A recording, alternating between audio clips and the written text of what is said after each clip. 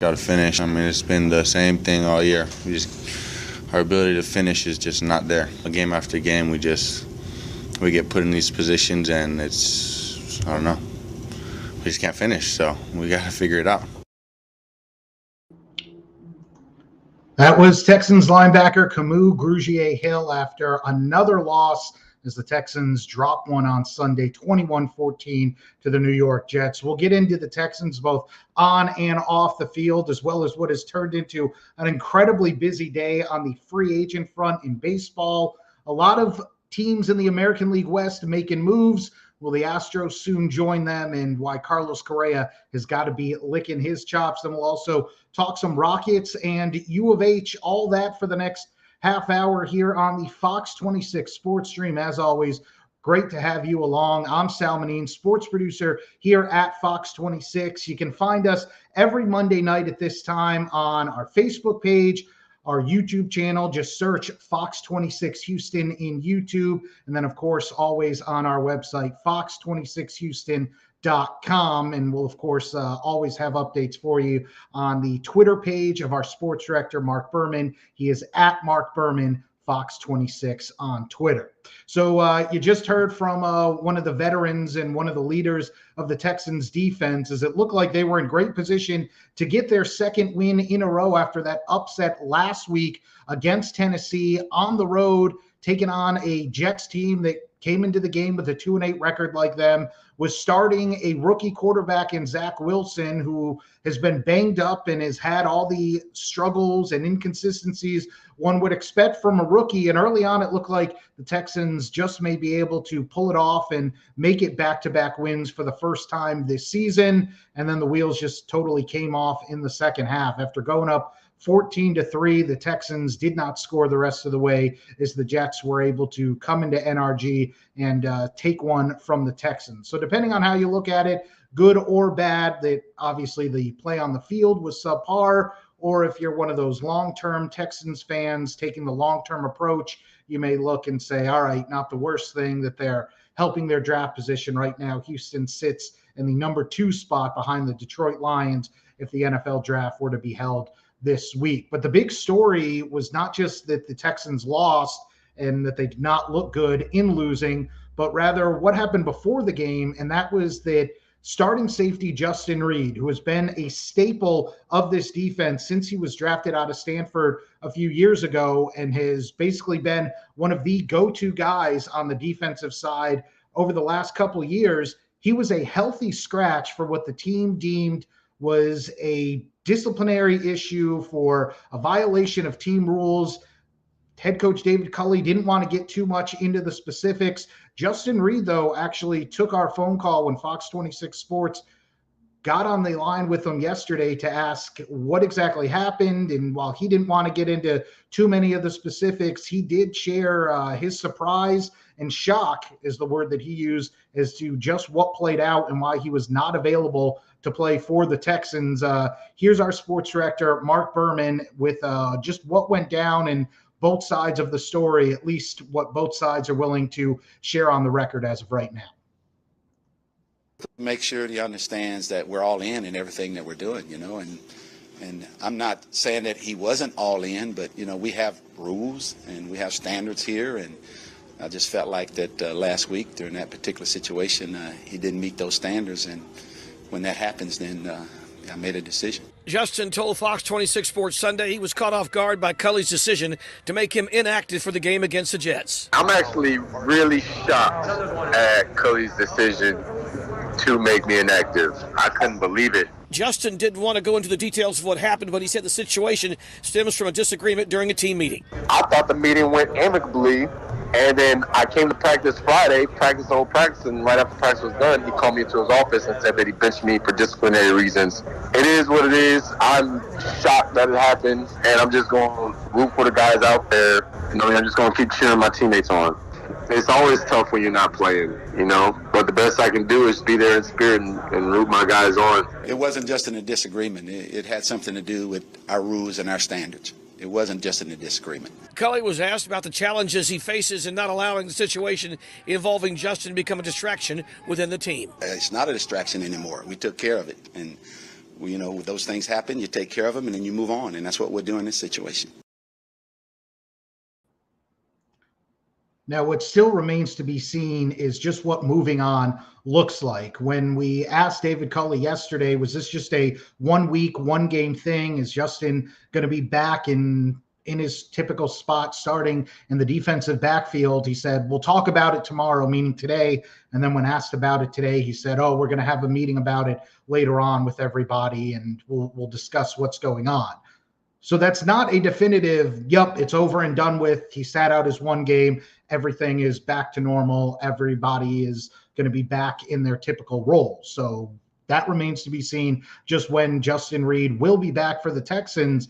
And look, the coach, the team, the other leaders, the veterans, the leadership group of the team all have their rules and their stipulations for how they want things to play out. And they obviously, in the case of David Culley, he has his interpretation of what went down and where he feels that a line was crossed and rules were broken, and why he felt the need to sit Justin Reid down as a healthy scratch. But to have a player be willing to actually go on the record and say, no, I was surprised. I was not expecting this. I did not think that I did anything that rose to the level of not meeting the standards, which we don't know exactly what those are or what did or did not transpire.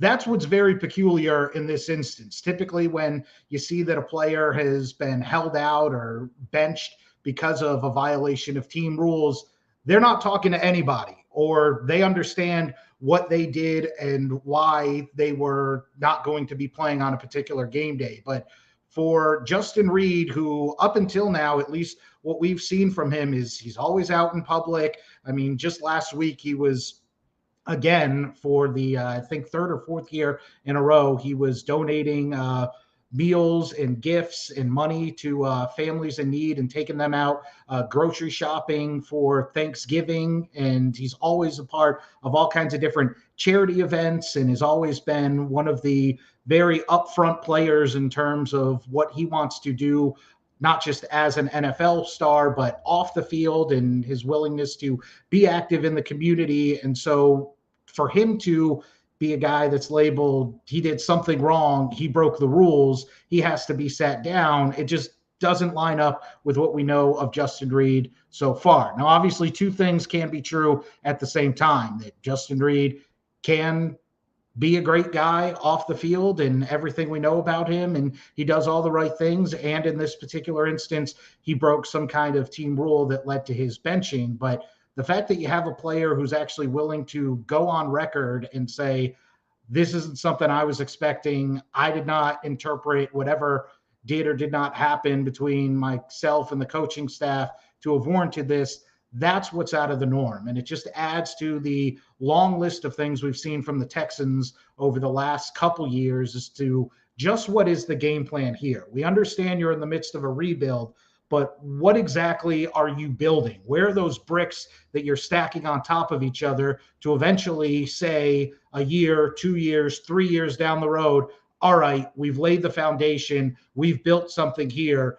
This is what going through all those growing pains, all that rebuilding, this is what it was for. It's still hard for those of us who are not inside the building at NRG to see just what is the game plan. And perhaps that's why, if you were one of the few people in NRG on Sunday, you looked around and you saw a lot of empty seats next to you, because it's still hard to figure out just what the game plan is for this Texans team as far as long-term stability and building something for the future. So we'll keep our eye on the Justin Reid situation and continue to provide updates to you as they come along. Texans are back home again this week when they host the Indianapolis Colts Sunday at noon.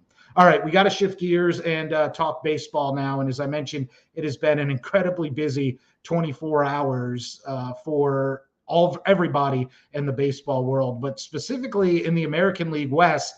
Everybody who's been chasing the Astros for the last 4 or 5 years has started to bring their checkbooks to the table, as all the other teams in the American League West outside of Oakland, who we understand they've kind of already waved the red flag and said they're basically looking to rebuild, that they'll listen to offers for anyone and everyone on their roster. But the other three teams, also the Astros, who we know added Justin Verlander to the mix last week, they all made some incredibly big moves over the last 24 to 48 hours.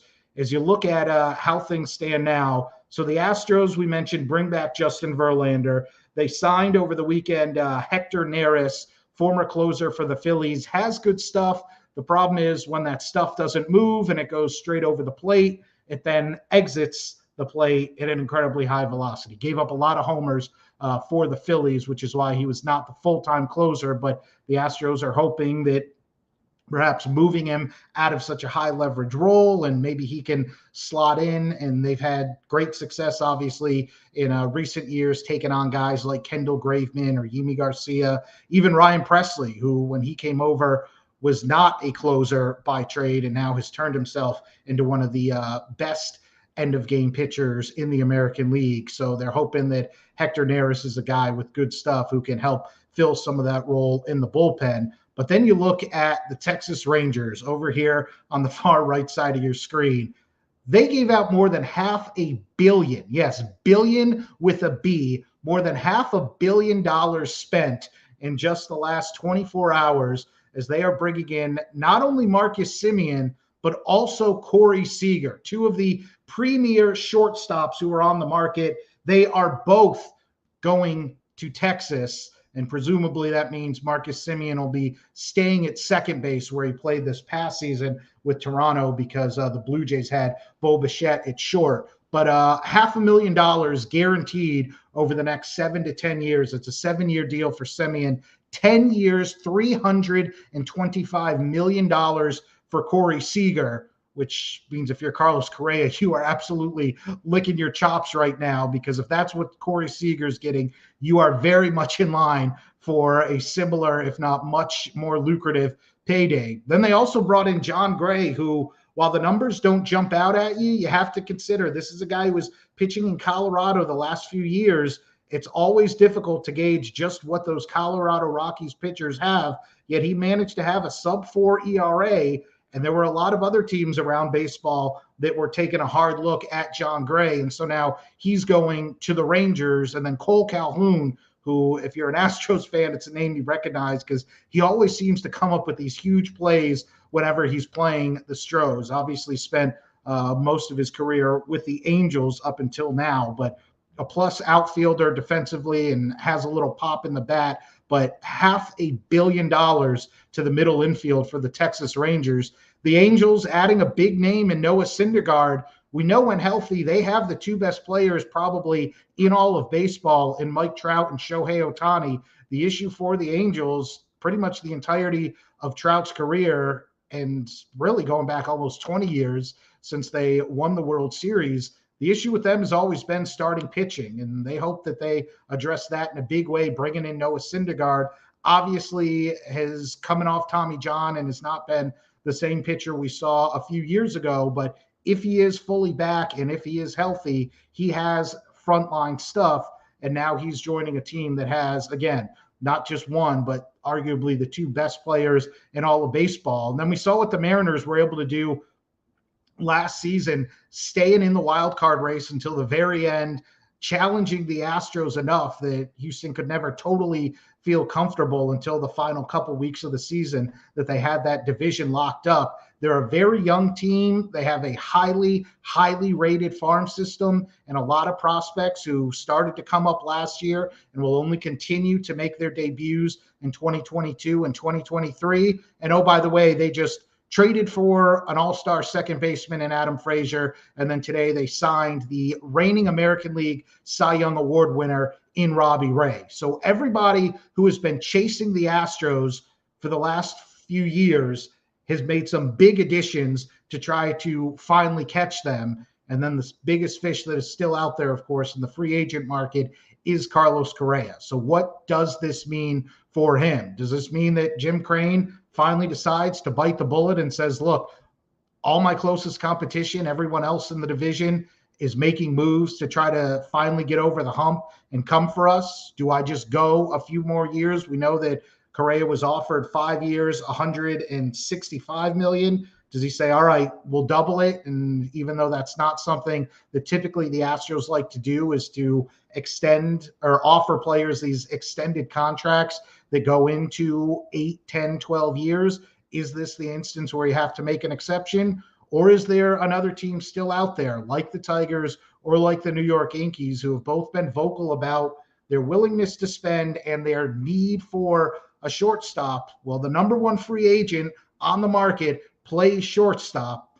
He already has a relationship with AJ Hinch. We know that he's comfortable in the spotlight, is not afraid of the bright lights being on him. So he's probably not fazed by the notion of playing in New York. Do one of those teams swoop in and offer him Corey Seager, Francisco Lindor money? Is, again, Carlos Correa. You have to think that if he's going to stay in Houston, it's going to take the Astros opening up that checkbook even more and being able to sign checks well into the future. As if Seager's getting 10 years and $325 million, well, what does a guy who's the same age but just won the Platinum Glove and is an all-star and a World Series champ, we can go on down the list, what does he do in line to get? So we'll have much more on Carlos Correa coming up for you tonight on Fox 26 News at 9. But with the lockout supposedly happening in just a couple days in Major League Baseball, we'll have to see if Correa signs here in the next few hours at the rate things are going right now. All right, I do want to shift before we get out of here and talk some NBA. As I mentioned, the Rockets on the court right now. They just got underway, taking on the Oklahoma City Thunder at Toyota Center, looking to win their third game in a row and just get their win total all the way up to 4 for the season. But the big news the last few days has been that John Wall, who has been on the trading block since the season began, that he was not going to play in games. He would still be around the team. He'd participate in drills, help mentor some of the young guys, but the Rockets were going to look to trade him. Well, no trade has come to fruition, probably because he's due so much guaranteed money. And if you're John Wall, you don't want to just give that up right now. So no trade has come to the forefront. And that's why John Wall has now approached the Rockets to say he wants to begin playing again. So Stephen Silas was asked about that before tonight's game, and here's what he had to say just a couple hours ago. Rafael and I did meet with John yesterday, and he has indicated that he wants to play and work towards that. And so right now we're in that phase as far as getting him back in game shape. He's been doing a lot of 1-on-0 type stuff, 1-on-1 type stuff, but nothing up and down, nothing 4-on-4, 5-on-5. So right now is like the ramp up time, and that'll probably take a couple weeks. We'll continue our conversations and kind of figure out what it looks like.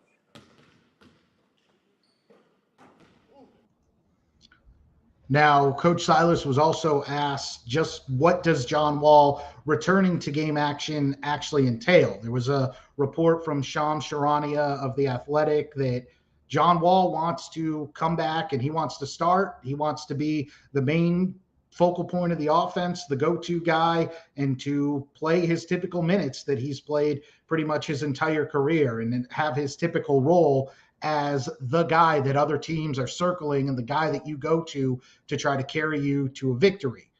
Obviously, the Rockets, though, who are not planning for John Wall to be part of their long-term future and who are rebuilding and who are hoping to build around a young nucleus of guys like Jalen Green, like Kevin Porter Jr., Jae'Sean Tate, Alperen Şengün, they probably don't want John Wall to be playing the same type of minutes and getting the same type of shots that he has normally got throughout his career. So is there, in fact, a standoff? What does it all mean? What's it going to look like as things move forward? Obviously, these are all conversations that the Rockets are still having right now, and that's something that Coach Silas acknowledged and says they're still in the early stages of figuring all that kind of stuff out. Here's what Coach Silas had to say again before tonight's game at Toyota Center. Hey, yeah, that's part of the discussions that we're going to be having. Yesterday was discussion number one, and that was very much centered around him getting to a place where he can play in an NBA game. And he's in great shape. He has been diligent as far as his work. He's been positive and all that stuff. But as far as getting in game shape, and, our guys have had training camp and they've been practicing and they've had games, and he hasn't had any of that. So right now it's about getting him to that point. It has to be good for everybody, right? It has to be good for him. It has to be good for our organization. It has to be good for our group. There's more to it than just one conversation and getting ready to play, and now you play. There's, okay, what does the role look like? What does it look like for the group? What does it look like for everybody? So, yeah, we're just at stage one.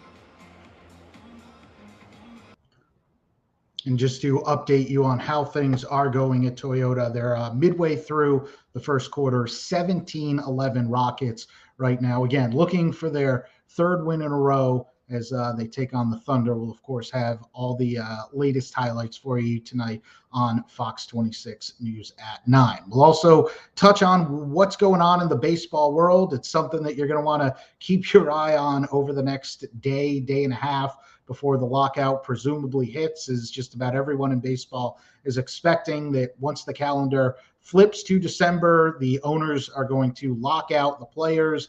And so if you don't see any more big deals signed in the next 24, 36 hours, that's probably going to be it until close to spring training, if not even longer, because a lot of people are saying maybe this does bleed into spring training and this lockout is not just a quick lock it out, everybody makes your case, puts your foot down, and then cooler heads eventually prevail. So it's already been a crazy day in the baseball world. We'll see if that continues and just how it impacts the Astros. And the guy who has been really the face of the Astros, or the most vocal leader of the Astros over the last couple of years, in Carlos Correa. So we'll have all that. Plus, we'll also talk some U of H and Prairie View, who are both in the conference championship game.